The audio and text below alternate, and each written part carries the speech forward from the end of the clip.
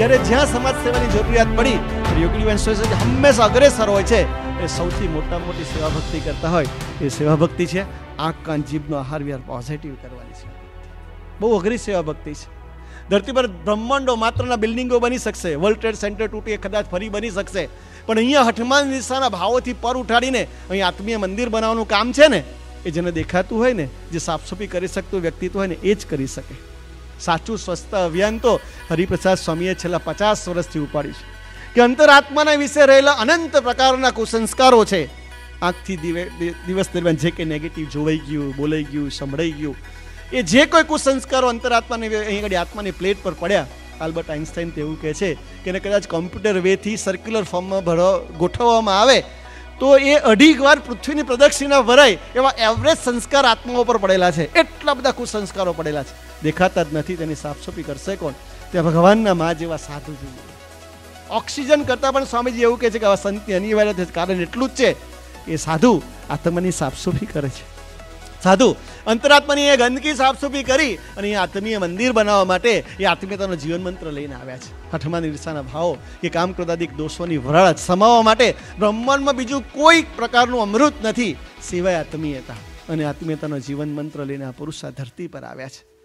આપ સૌ પણ એ જ આત્મીય સમાજના ભાગીદાર છે એવું અમે માનીએ છીએ. ફરીથી કહું છું, આપ સૌ આવ્યા, ખૂબ આનંદ થયો. સ્વામીજીનું કાર્ય એના સૌ આપ ભાગીદાર છો, અમે દિલથી માનીએ છીએ. અને વડોદરા તો અમારું મોસાળ જેવું છે.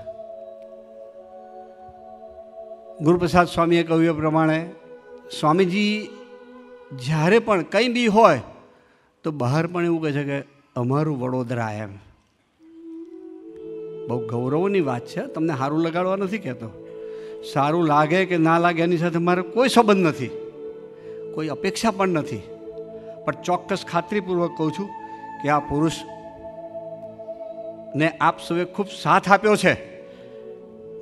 આપ સૌએ સ્વામીજીને દિલથી સ્વીકારેલા છે અને અમ સૌની સાથે આપ સૌ રહ્યા છો. એટલે સ્વામીજી કહે છે કે વડોદરા અમારું છે. સાથે ભેગા મળીને જે કંઈ વડોદરા માટે કે સમાજ માટે કરવું છે એમાં આપણે ભેગા મળીને સાથે સેવા કરવી છે. મહારાજને સ્વામીને ચરણોમાં એટલી જ પ્રાર્થના કરવી છે કે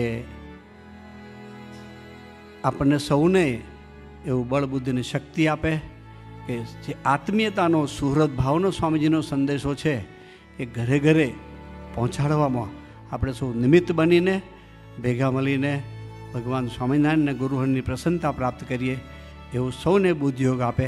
એટલી જ પ્રભુ ચરણે ગુરુચરણે અંતની પ્રાર્થના સાથે સૌને જય સ્વામિનારાયણ.